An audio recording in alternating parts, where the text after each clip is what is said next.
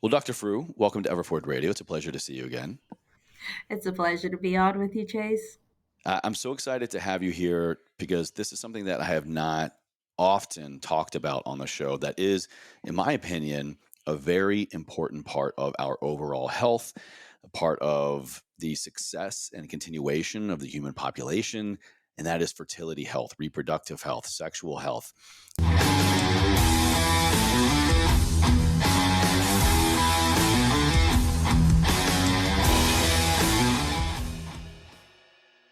And this first really got on my radar about 2 years ago when I read a book that I'll link in the show notes for everybody, Countdown by Dr. Shauna Swan. And it really blew my mind as to how much of an issue we have with fertility health. And just to kind of share some quick statistics that I found, with you, I'm sure you're very aware of this, but with the audience, and then I would love to kind of have you expand on it, please, Of course. just to kind of shock a little bit, this area of our wellness and human civilization. I'm finding that fertility has dropped more than 50% over the past 50 years worldwide. And 20 something women today are, in fact, less fertile than their grandmothers. So just two generations above, less fertile than they were at 35. And a man today has only half the number of sperm that his grandfather had. So, my question to you, Dr. Fru, to kick things off here is, why is this happening? Why do you think we are seeing such a drastic decline in overall fertility health? Well, that's going to be a really tough question to answer. I can take a stab at the potential reasons why we're making these observations. For Sure, one sure. thing, we're paying a lot more attention to the reproductive health overall for both men and women. And what we're finding out is that for reasons that don't exactly lend themselves very easily to a biological explanation. There are uh, economic reasons for why people are delaying their uh, fertility journey and establishing their families. People right out of college don't make as much as their grandparents, for example, did. And with women worldwide becoming more educated and becoming part of the workforce, there is more pressure on delaying childbirth in order to get through with all the education and training. And especially in the US, once you get done, then you've got all your student bills to take care of before you even stop to think about establishing a family and reproducing.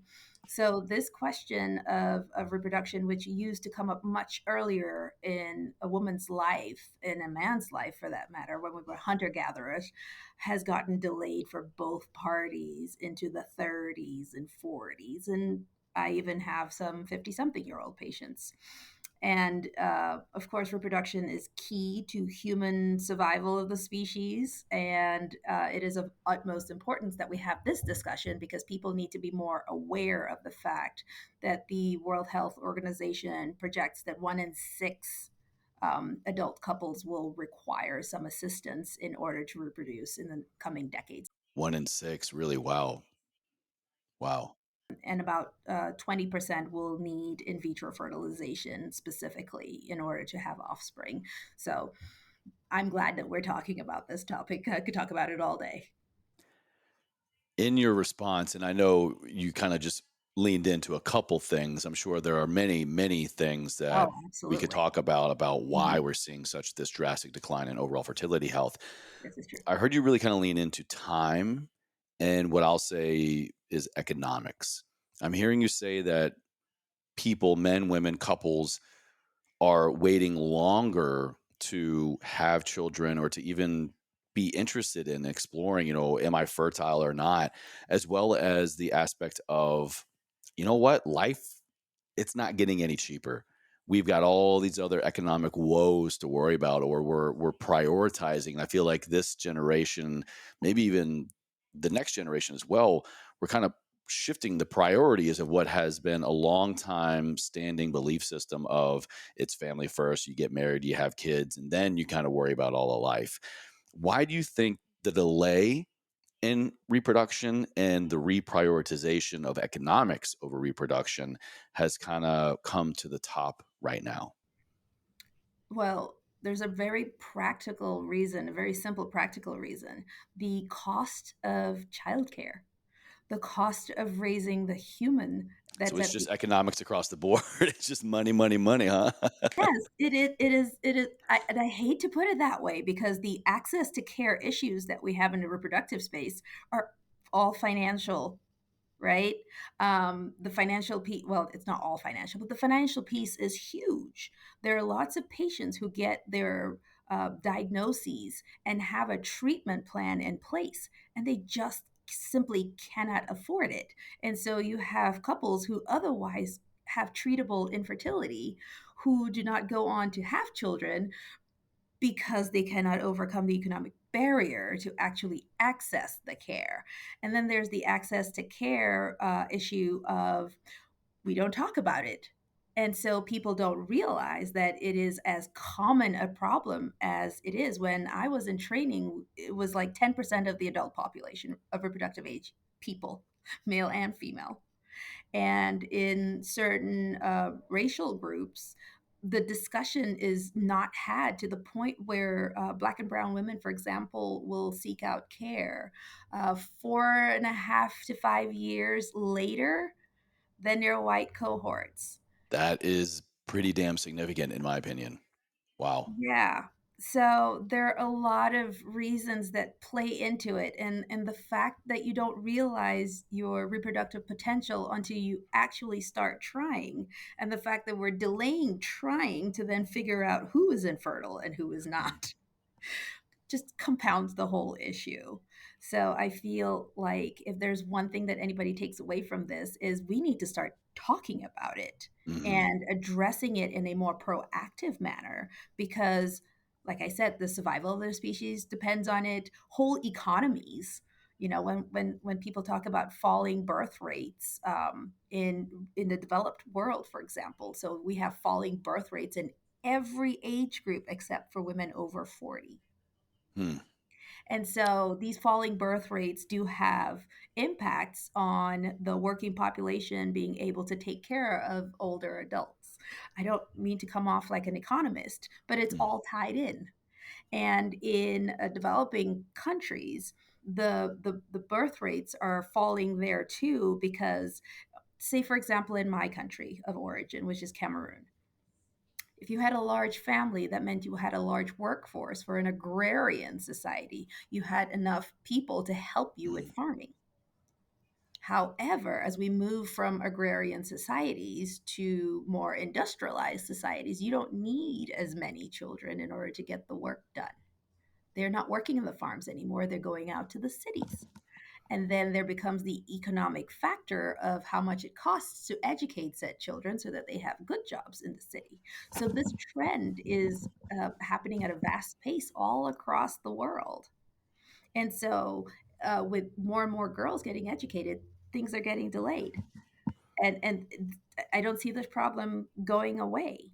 Mm. And the one other thing that I haven't touched on is as time goes on, you acquire more and more medical diagnoses. The human body is designed to break down.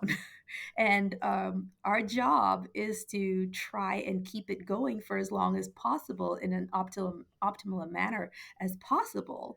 Um, but if you wait long enough, something will happen. The healthy woman with no high blood pressure in her 20s, she waits till her 30s, and Mm. then her Mhm. hypertensive complications are present during pregnancy, right, which have impacts for both her and her child, and then in a subsequent pregnancy she is coming in hypertensive. And then there is the trend towards increased weight gain across the world, especially in developed countries, because people are more and more sedentary and use cars to drive everywhere. I remember when I grew up, I walked everywhere.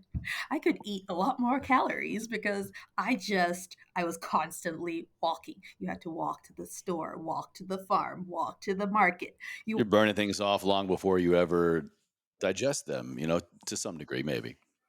it was but then if you move from that to this, so I live in Georgia now, and there are no very few walking paths, and you have to drive to get anywhere. Mm. And that's just, it just creates a very different dynamic, and you have to be very intentional about focusing on nutrition and exercise and keeping yourself healthy. But even with that focus, things will break down if you live long enough.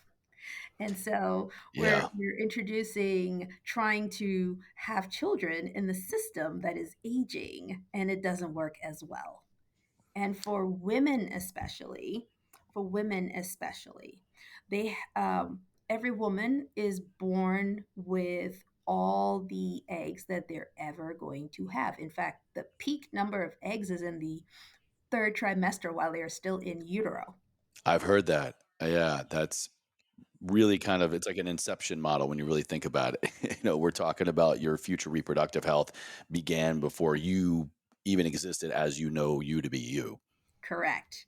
And then there is a steady drop off in the number of eggs. And I tell women that when you menstruate every month, okay, if you are a normal ovulatory individual, meaning you release an egg every month, you don't just recruit that one egg out of the millions, you recruit multiple. So, for example, if I do an IVF cycle, I encourage the growth of all recruited follicles that contain eggs, one each, so that I can retrieve them all at once. But that same number, let's say it was 20, would have been recruited that month anyway. And there would have been a competition, and only one, or in some people, two, would have gotten ovulated. And those would be the ones that had some opportunity to meet with sperm and potentially turn into an embryo and turn into a person if it implants, right? But the idea that out of those 20 only one will make it, the rest will die, is That's pretty something that gnarly. is just, it's That's constant. This is happening to you over time. And an egg is a cell, it's a large cell, and it is exposed to all the metabolic stressors that the woman sees. So, weight gain, for example, can cause the egg to behave less efficiently than it mm. otherwise would. Age will cause the egg to behave less efficiently than it otherwise would. Things like smoking, excessive drinking, these are all modifiable risk factors except for age. They will all cause the egg to behave worse than it otherwise would. I'm so glad you bring this up because actually, there's one thing I really wanted to discuss with you as we talk about sexual health, reproductive health, fertility health, particularly with women here. I've heard it as a guy. I can only imagine how many times a female might hear it growing up, especially depending on culture and environment and maybe even religion. When are you gonna have kids? When are you gonna have kids? Your biological clock is running out. Is this term, air quote here, biological clock, as real of concern as many people make it out to be? Because like we said earlier, women are in fact waiting longer to have children, waiting longer to get married, waiting longer to be in long-term committed relationships, should they even want to be in a relationship to have children. I feel like we talked about, women are waiting longer in general. So they're getting everything else kind of squared away. But what about this biological clock? So, the biological clock, I feel, is applied too rigidly. It only speaks to the majority under the bell curve. And of course, there are going to be outliers. So, for every woman, there comes a time where there is what I could describe as terminal dysfunction, because the brain is who really runs the show when it comes to reproduction for men and women.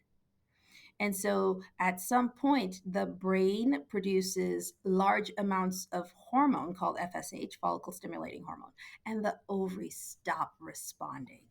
Hmm. That is menopause. Uh-huh. And so for everybody, you're on a steady march, should you live long enough, towards that end game where your FSH is really high and your estrogen is low. And so, in an abstract way, yes, there is a clock, but this clock looks very different for every woman. It's not just, hey, by 30, things start going downhill. It's not so cut and dry, no?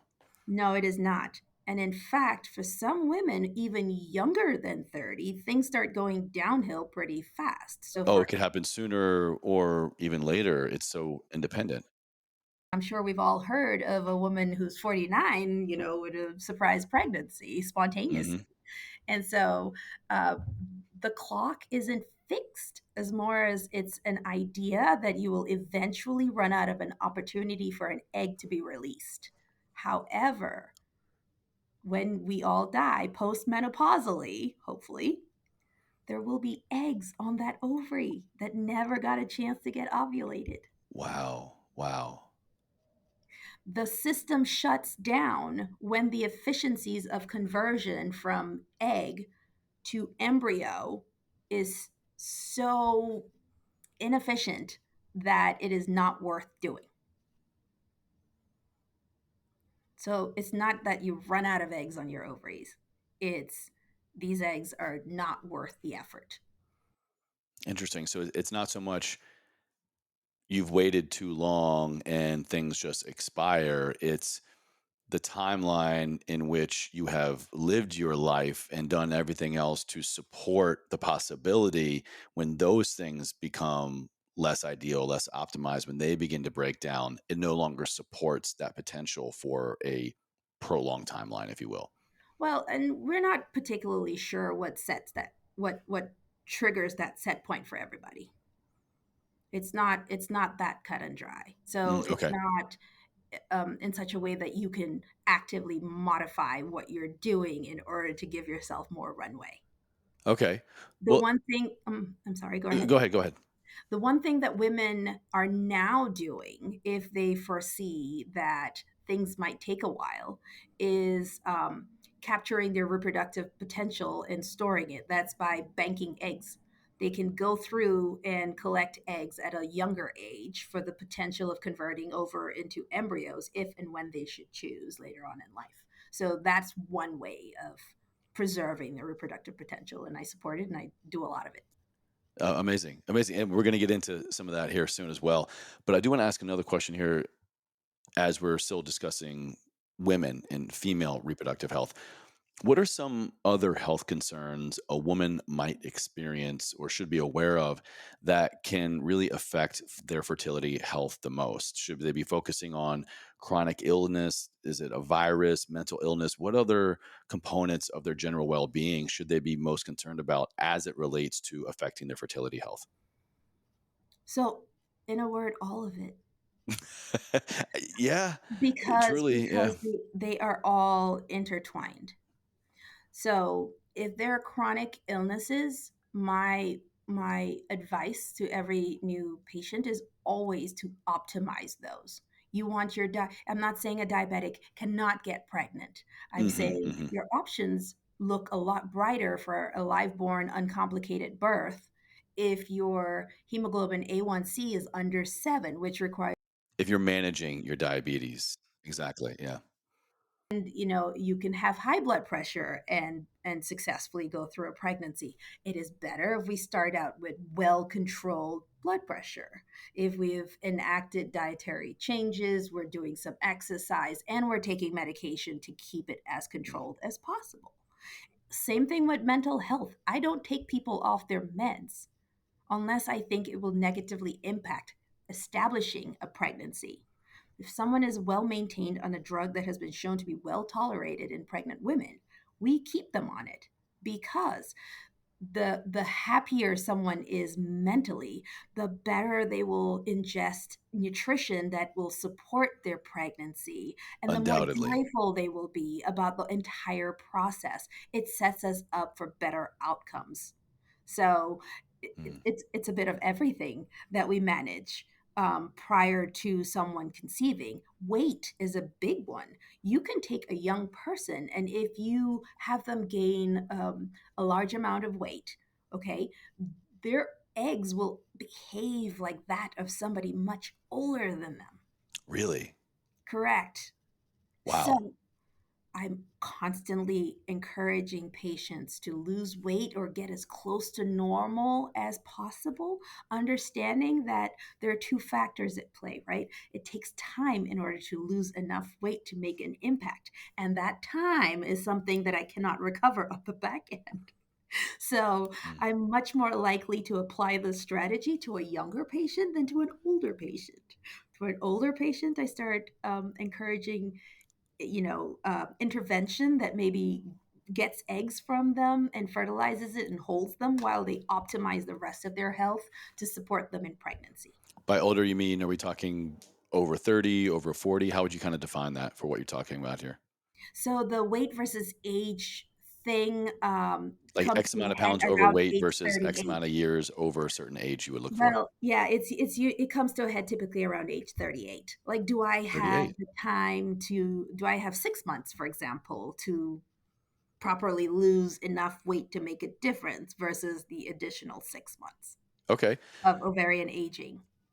Would you say, let's say someone right now is focusing on their age as a factor to their fertility health or their weight? And by weight, I will say here as significantly underweight or significantly overweight. They're not in the optimal healthy weight for them to be, to have a healthy pregnancy to full term.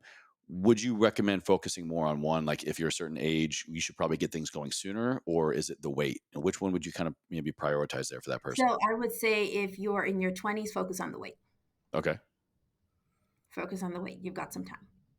You can All take right. the 6 months, 8 months, a year, and get down to normal weight and then proceed with treatment. Your outcomes will be much better. In fact, a lot of women with ovulation issues who don't release an egg every month due to conditions like polycystic ovarian syndrome, once they lose about 10% of their body weight, they sometimes click over into ovulating, and now they're releasing an egg that has an opportunity to get fertilized, and they do not need my intervention if they're young enough. 10% really is not that much, No, but it has such a it does not. powerful positive effect on Correct. fertility. Wow. Correct. And so for That's my amazing. young patients who are otherwise healthy, I always evaluate the male and the female. If we've got good sperm and the issue is we've got weight and we're not ovulating, I encourage them to do that first.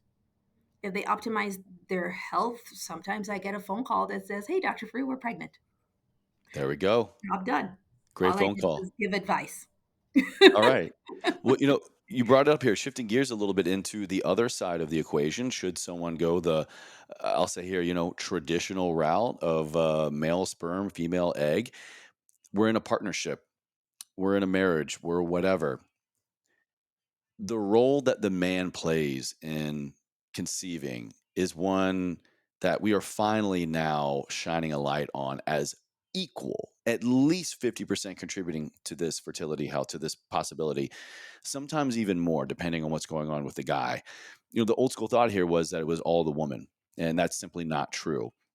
And I was actually looking into a lot of your work, at what you do and with OMA, and it was saying that 40% 40% of infertility cases are due to male factors.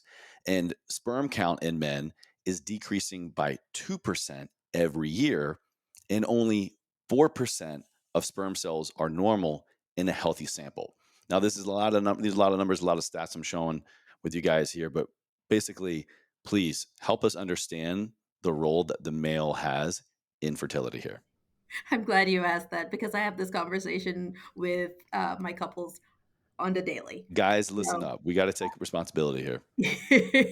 I like to remind them that we as humans do not reproduce asexually. No one can have a baby on their own. We're not that kind of animal. You need male gametes, that is sperm, and female gametes, those are eggs. And then those things need to come together to make an embryo. And then that embryo needs to go into a uterus, which typically the person with the ovaries has. So I'm like, reproduction is at least a two body problem. And if you are a single male or a same sex male, it becomes at least a three body problem. Mhm, mhm. Yeah, And we're if getting more cooks in whatever, the kitchen there. you need a uterus that works, you need an egg that works, and you need sperm that work. those are your components, and then a baby can grow and develops a placenta and supports itself till delivery. Okay. Hmm. But the idea that it would be a female only problem is just mind blowing. How women cannot get pregnant on their own. And in fact, a lot of the solution to male factor infertility, where the sperm count is really, really low, or the motility is really poor, as in we don't have enough moving sperm cells to get to an egg. Because remember, the sperm travels from the vagina through the cervix into the uterus, then goes down an open fallopian tube, finds an egg, and then fertilizes the egg close to the ovary. And then that fertilized egg tumbles back through the fallopian tubes over 5 to 6 days before implanting into the uterus. The sperm has to be able to move, and Mm-hmm. there is going to be loss of sperm as it moves through all those body cavities. And so you need high enough numbers in order to affect this. And then the last part is you need like perfectly shaped cells. The sperm cells are nothing but a DNA delivery device, and they need to be able to deliver their DNA to a nice, healthy egg. Mm. So if they are malformed, the tails don't work, they've got two heads, they've got blebs in the mid pieces, they're not going to get the DNA package dropped off in the egg. So it is imperative that we focus on the overall health for the guys, so that we have a large enough volume, right? Because this is all a numbers game, so you need at least 1.5 mLs of sperm volume, because Yeah, that's this is what great. the I really wanted to dive in. Kind of my next area was, talking about sperm health for guys. Help us oh, understand these key areas absolutely. of count, motility, and morphology. Can you kind of continue to Oh break yeah, that down for us, please? absolutely. I was about to launch into that because Guys, that's here's your sperm masterclass. All right, here we go. the sperm masterclass. Let's go. Many of us think we probably know everything about it, but I promise you, we don't. There's No, way more you're going on here. experts at producing sperm.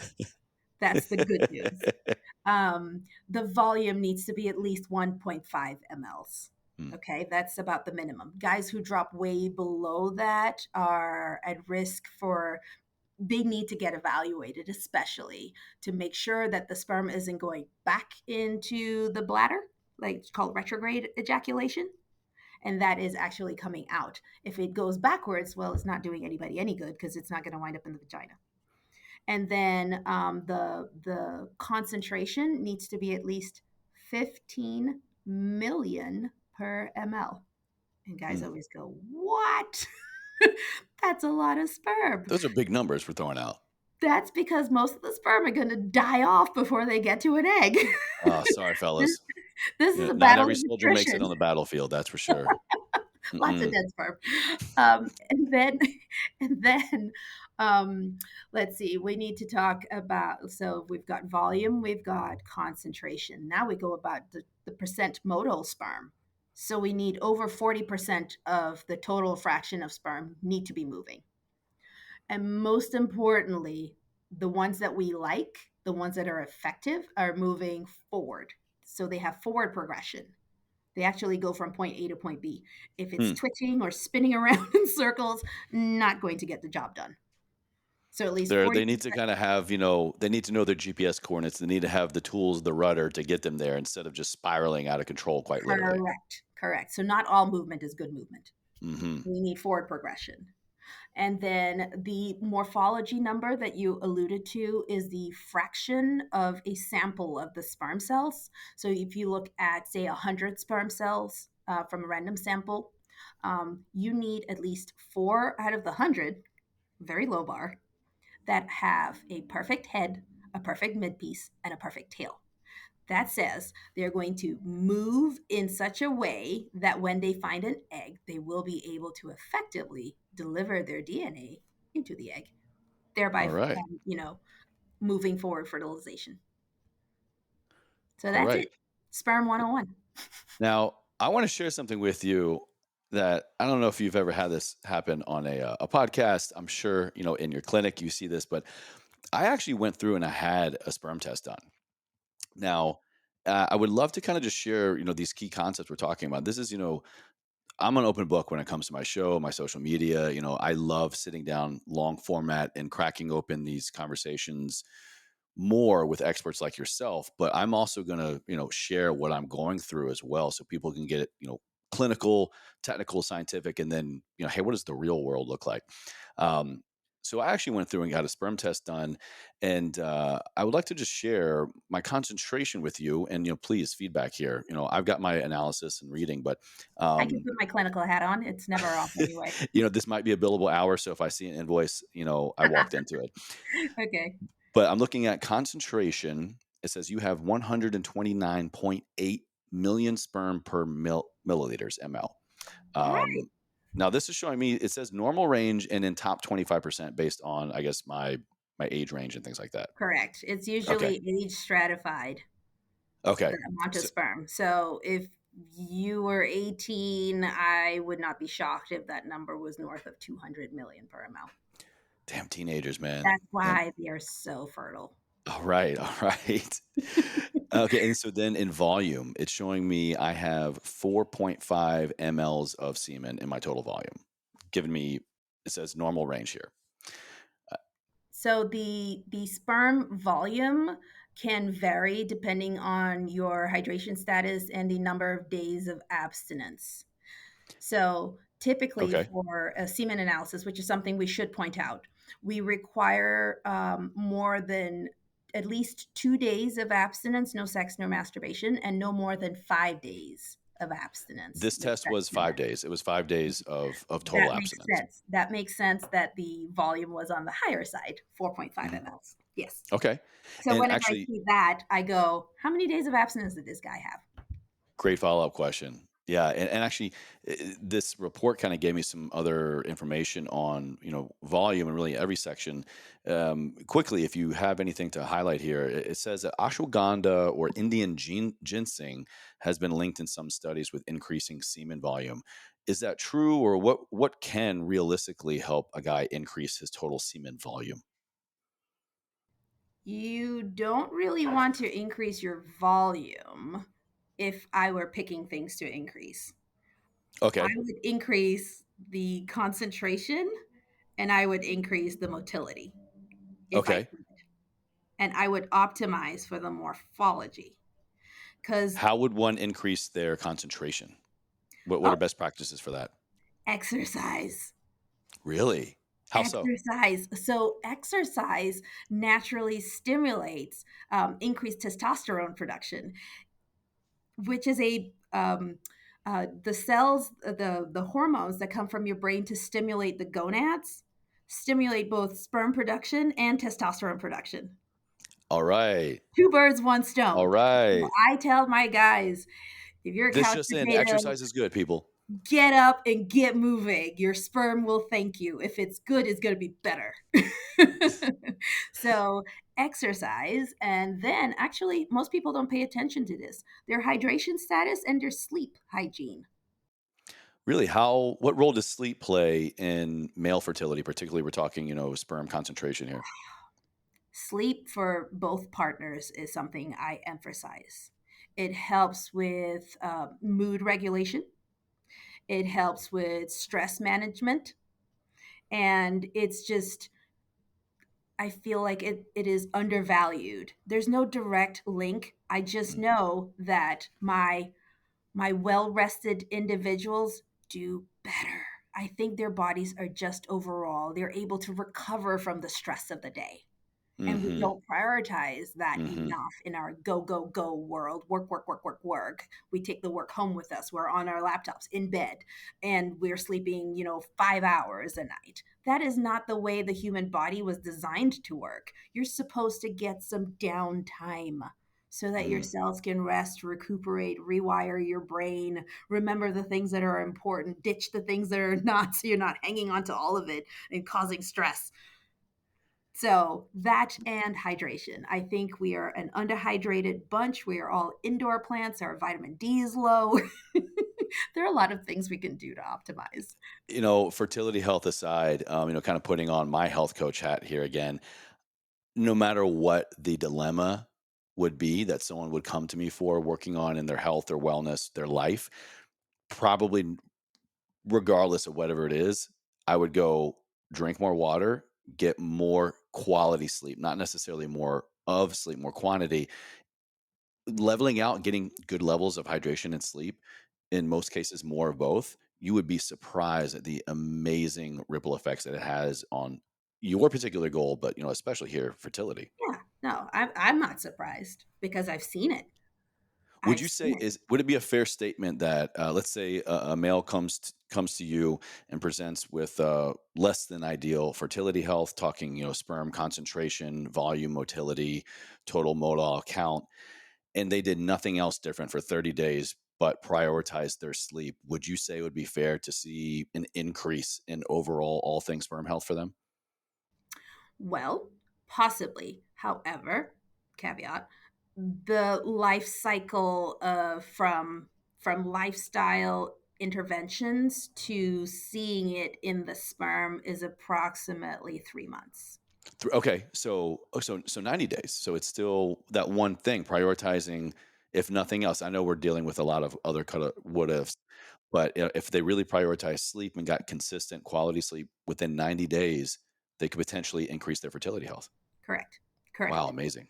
So it's always exercise, exercise, exercise, sleep well, drink more water. And then the other ones that are really hard to do that really affect the shape of the sperm, smoking.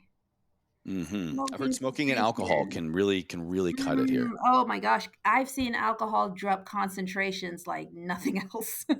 Really, Yes, it's but that smoking significant. will make the morphology, the shape of the sperm, ugh, just the worst. Now, is that chronic smoking or like a pack a week, a pack a day, a cigarette a Chronic week? smoking, Any none of it smoking? is good. None of it is good. Yeah, I of tell them course. the tobacco has got to go. Now, is it particularly smoking or tobacco use in general through other forms, maybe dipping, hookah, things like that? I think it's a combination of nicotine and smoking in general. Okay. And the second piece is we are seeing as recreational marijuana is becoming more and more accepted Mhm. that if you are a daily marijuana smoker, it lengthens the time to pregnancy. So it sounds like smoking anything in general, we're seeing correlation at least here. So All I've right. been telling guys, please stop. Please stop. Maybe your stoner friend has, gotten 3 girls pregnant in the last month, but he's not you. You're in my office and he's not. And you and your partner need a child. So let's just cut it out, please. It it will help all of us in the Uh-huh. long run. There are other health benefits, but I really care about your sperm.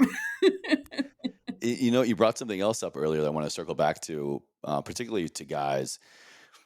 Testosterone, TRT, testosterone replacement therapy. Can you kind of crack open for us, really how much is TRT affecting our fertility health?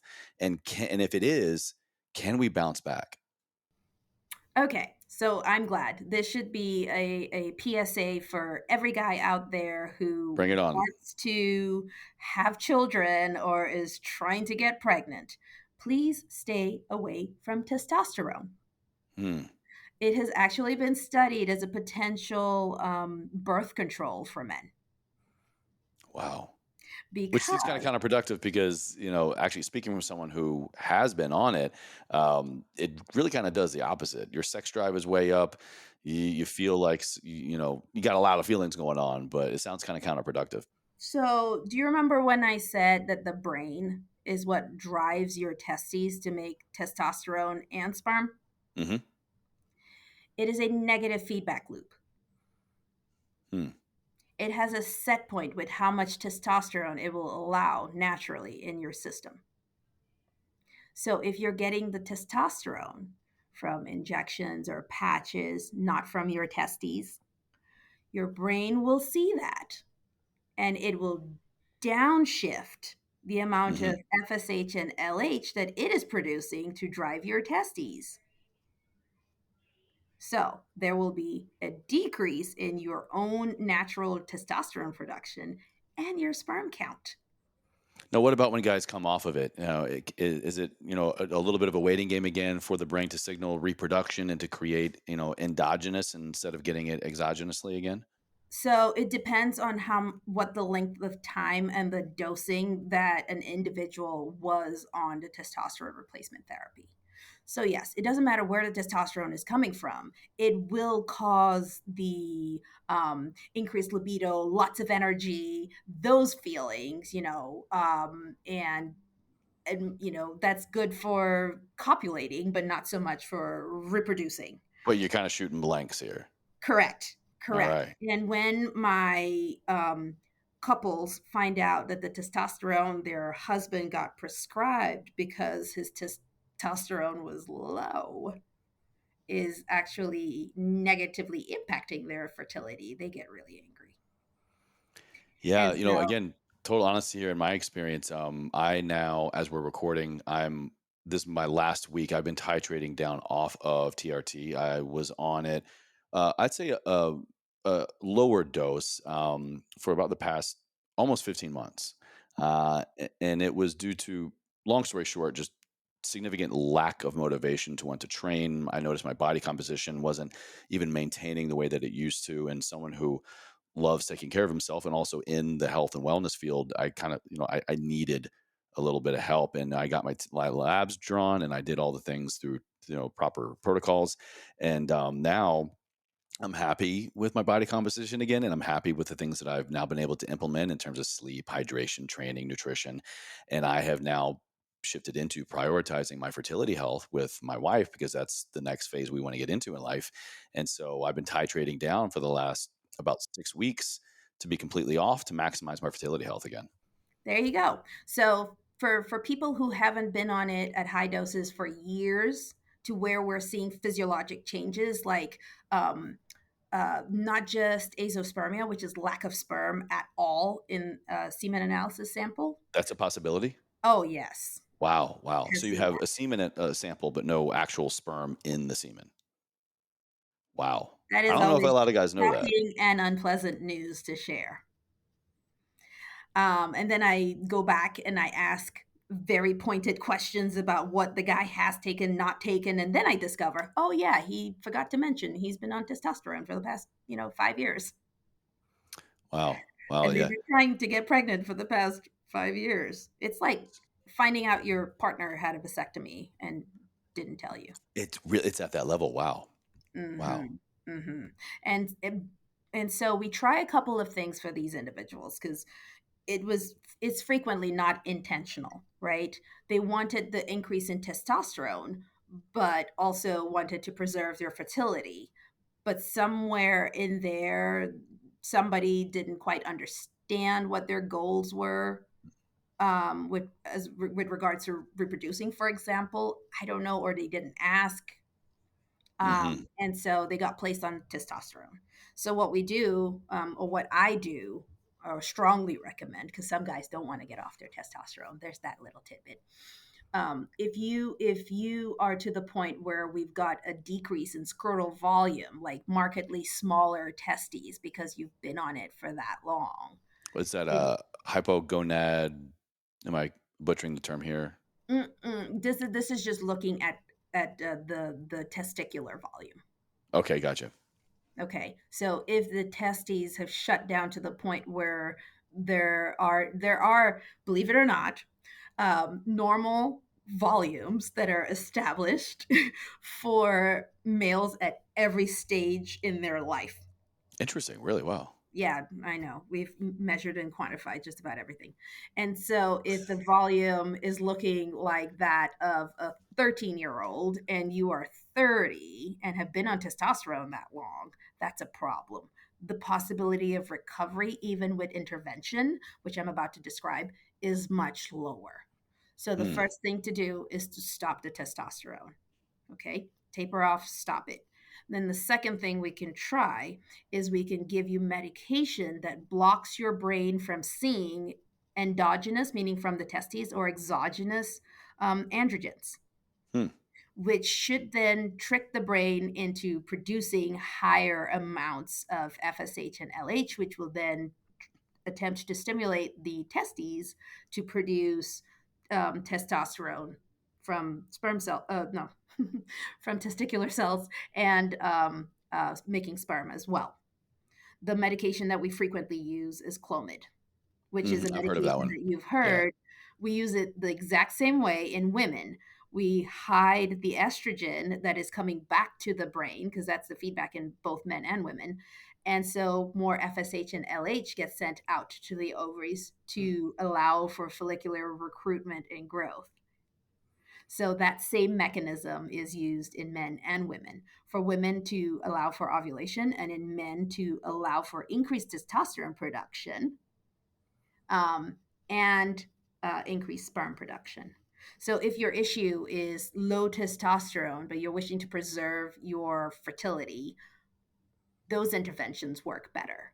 For people in whom that doesn't work, we can use HCG, which is the pregnancy hormone. It binds to the LH receptor, which is luteinizing hormone. So LH and HCG work kind of the same. Just Mm. HCG binds stronger, longer half life, so it's really potent. But small doses of HCG given spread out over the course of weeks and months can stimulate the testes more aggressively to produce more testosterone and more sperm. So there are pharmaceutical interventions that we can use to help men Hmm. with low testosterone replace their testosterone and preserve their fertility. Amazing. Now, to kind of wrap up this TRT segment here, is it more of a concern when the goal now is fertility? Is it more of a concern for someone who has been on, a guy who has been on testosterone replacement therapy, the length in which they have been receiving it exogenously, or the dose? And I'm sure the longer, the higher the dose is never a good thing, but No, um, no. Um, uh, I'm a fan of testosterone replacement therapy in people who've completed their reproduction. okay, fair enough. All right. All right. Kind of reprioritize your goals here a little bit, Well, yes, kind of yes, just yes. shift things Like around. Okay. if we are trying to get more testosterone, I would say let's use the medication to get endogenous testosterone production. All right. Like Okay. use your system to work harder for you, Mm. and that way we don't mess with anything. Because I never Well, know exactly how each individual is going to react to medication. very true. Very true. Yeah. And that could potentially have negative effects on fertility. You might take one thing to solve a problem for one, but it opens up a can of worms for another. Correct. And then there are some men in whom we don't ever get sufficient recovery of sperm production. That and in those cases, we might attempt ICSI, which is where we take the sperm and inject it into the egg in order to facilitate fertilization, and it might Mm. not work. And then we come back and we're talking about donor sperm, and that's really a hard conversation to have. Oh, wow. Yeah. Well, thank you for shining a light on that. So, guys, hopefully, you're not kind of buckled over, cringing too hard on that stuff. I feel like when we talk about our fertility health, guys, we kind of take things too personal, but, we need to know these things. And, looking our best, feeling our best are great things, and not to knock those goals for anybody, but just really take a moment and think about, is reproduction on your radar? And even if you're not even with a partner right now, or it's not on your radar right now, but you have not decided, I never want to reproduce, this is the time to kind of think of future self and kind of just put your goals and the methods in which you pursue these goals in maybe a different priority. Absolutely. And for the guys too. Sperm preservation has been around for even longer than we've been stimulating women to freeze eggs. So that's always an option if you Mhm. feel like testosterone replacement therapy or something else that you might not be able to come back from is the path you Oh, want to go yeah. on. Get your sperm analysis now and you're 20, 25. If everything Yes, looks good, freeze freeze it. it. And Yep. then you're good. Then go ahead and do all the things to get jacked and energy and libido and all the things. Yes, And yeah, yes, do yeah. it. Do it. I'm not saying don't live your life. I'm just saying that people need to be more proactive about partnering with their healthcare providers. We want what you want. especially in this field. When people come in, I spend an hour not only getting medical history and figuring out lifestyle choices, et cetera, so that we can figure out where we can optimize, but I'm trying to also figure out what the goals are Mm-hmm. Mm-hmm. so that I can make them happen. So, And speaking of making them happen, to kind of get to the last portion here of the conversation, thank you again so much for your time and your expertise. When we've been doing these things to better to optimize our fertility health as a man, as a woman, sometimes we're just still not there, and we do need to look for outside help, and that is through a lot of what I know you do and at Oma Fertility, and we're talking about IVF, in vitro fertilization. So I would really, if you can, kind of give us a high level explanation of what is IVF, who is best suited for it. I know that might be kind of a big blanket response there, but how is this technology here to maybe pick up the slack where typical health cannot? okay. So, number one, seeking help is powerful. It says, I'm in charge. And In everything. I love that as just like a blanket statement to no matter yeah, what we're here to talk about or work on. Yeah. yeah. If you have decided that you need help with a problem, you're way ahead of the rest of the class. You figured out there is a problem and you're going to an expert to get it solved. So, way to go. Okay? There's no shame in seeking out help. I run a very busy practice because Hmm. of all the people who need the help for various reasons. And a good third of the time it's going to be female only reasons after a full evaluation. Another third of the time it'll be male only reasons after a full evaluation, and then there's this magical third where there's a little bit of female, a little bit of male, and I have to consecutively solve problems for both of them, okay, in order to get us to the outcome of a healthy child. And for some individuals, it's as simple as giving medications to force ovulation to happen, like I've described before. That is all that is missing. It is a young person who's otherwise healthy. They just don't ovulate for one reason or the other. And so we give medications, make sure ovulation happens. We put sperm in the uterus to go and meet the egg and fertilize it. And boom, pregnancy. That is Mm. intrauterine insemination. Simple, effective therapy. However, it you need to meet certain criteria in Mm. order to qualify for this therapy. And Like what? anovulation with really good sperm is a good one. Like, if the only issue is we're not releasing eggs, but we have open tubes and really good sperm and a nice looking uterus, boom, that's my candidate for this. Okay. For everybody else, say the ones who have gone through, 3 or more IUI rounds and are still not pregnant. I describe IVF, which is in vitro fertilization, as a diagnostic as well as therapeutic process. So Mm. it is diagnostic because in looking through the process, we stimulate a whole bunch of eggs to be grown in a cycle as opposed to mostly wasted and one ovulated, right? Hmm. We Hmm. encourage all the eggs to grow all at once. And I describe it as a cooperative race. They have to grow in tandem together. This means the woman is injecting herself with higher doses than what her brain would normally make of the follicle stimulating hormone.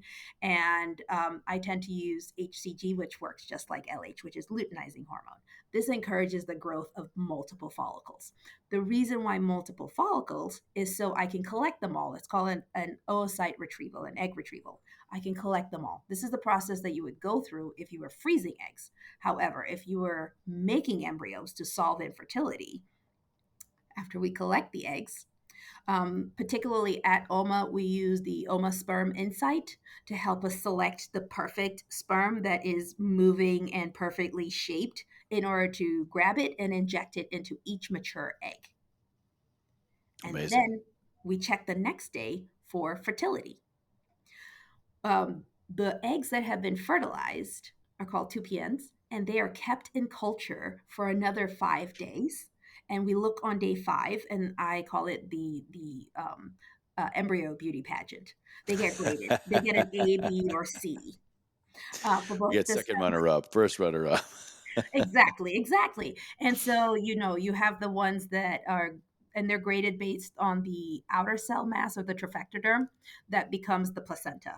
And then the inner cell mass becomes the baby. So both of those get graded. So you might see things like AA, AB. The CCs do not, we do not hang on to those. Those don't turn into babies typically. All right. And the D's are discarded. D is for You are discarded. the weakest link. Yeah, Goodbye. like no. But the whole point of IVF is to be able to discriminate, Mm, because we discriminate against all the millions of other sperm that don't make the cut. We just don't look at those. We need only as many perfect sperm as we have mature eggs. So if I have 10 mature eggs, guess what? I need 10 sperm out of the entire sample of millions. mm. So this is a very useful tool, particularly for male factor. Absolutely. Yeah, sounds like it. The woman winds up carrying the load because of the stimulation process and the surgery that is the retrieval. But if the man can produce some sperm, but it might not meet the criteria that we just went over for normal sperm, we can still look within that sample and find the Mm. perfect sperm, because we only need as many perfect sperm as we have eggs available. Okay. Okay. And then additionally, once they get to day 5 or day 6 and have been scored on this beauty pageant, all the good looking ones can then have some cells sampled out of the outer cell mass that becomes the placenta, and before they're frozen, and then we send it off for genetic testing, and you get results back on the chromosomal constitution of each one of those embryos. So you know before we transfer it back if it has the normal complement of chromosomes. Mm, hmm. And the part that my patients are always going, oh my God, tell me, is if it's male or female, because we look at all the chromosomes, we get the sex chromosomes as well. Wow. Right away. Correct. Before we do Amazing. a transfer. Amazing. Yeah. What I've kind of been able to look at and understand with what you all are doing at Oma Fertility is pioneering. I know you're losing the greatest technology, you even incorporating some AI and just kind of bringing fertility, health, and technology together in a really incredible way, which really speaks volumes to me and a lot of what I highlight on the show. I mean, look at me here. I'm double dipping in wearables. I got my Whoop, my Apple Watch. I'm smart everything. And so I think there is this sweet spot of quantitative data, qualitative data, the human experience, getting better at understanding this vessel and optimizing it through best practices, natural practices. But no, look, we're in a day and age where we can lean into technology, lean into experience to really bring these two together in the best way possible, which I think for many people, sure, many people want to lose weight, gain weight, they want to level up in life in general. But for most people, I think the most trying thing they go through when they don't get it out of the gate is reproduction. And I have seen it affect people in horrible ways. Unfortunately, sometimes even drives partners apart. And so, like, why not? Why not? If we can, why not? So our goal is really to democratize the whole process. Mm. So What do you mean by that? on the access point, I remember I told you that most people don't wind up going through with treatment because of price. So we are 30 to 50% under market across the board for all our therapies. 30 to 50% under market. Wow. Correct. And that was Wow. a deliberate choice. We prioritize our patients over profits.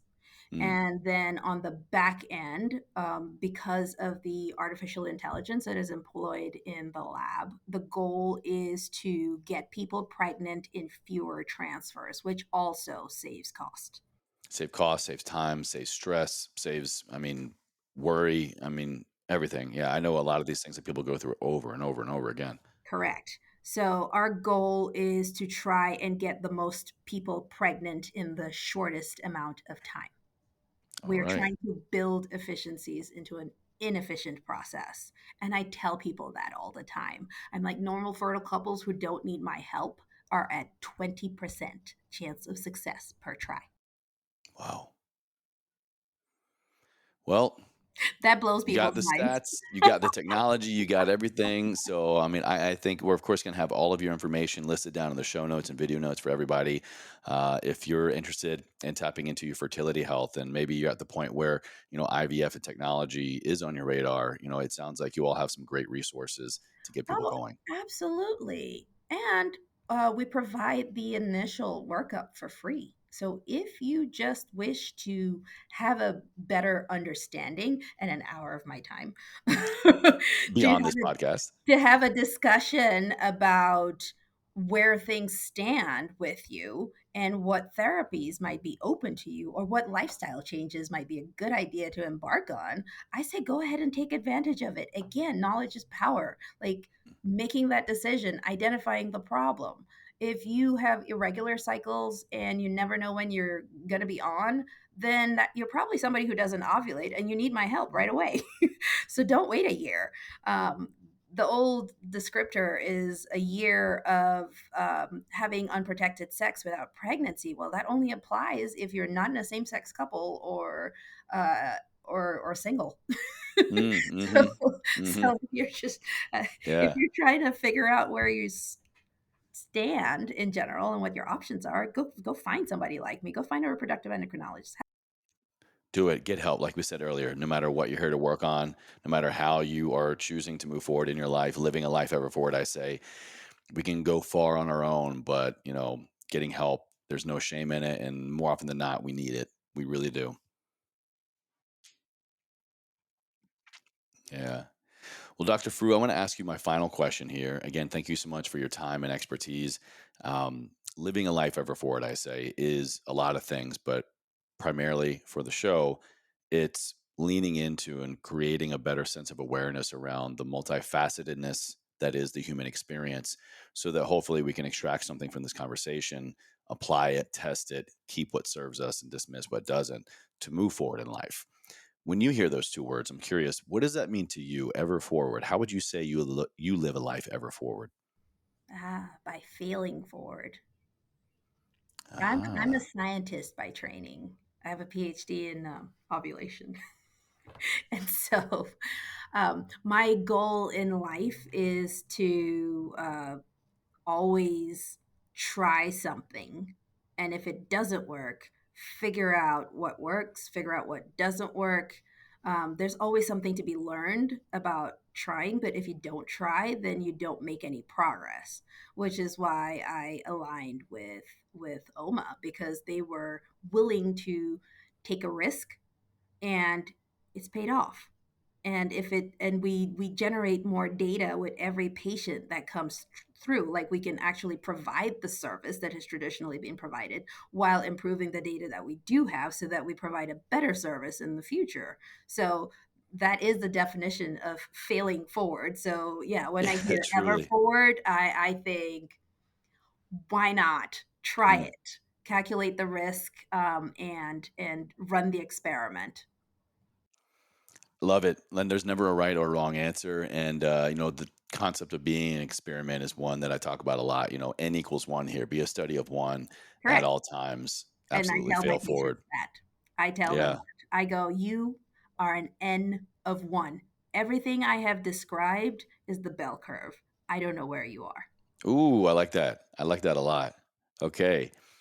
Well, Dr. Fru, again, we're going to have your information, Oma Fertility, everybody that wants to go check out fertility health, IVF, all the above, anything and everything we've covered. We got it linked for you down in the show notes under episode resources. Thank you again so much for your time here today. It's been great. Well, thank you for being willing to have the conversation and educate people on this. It's really important.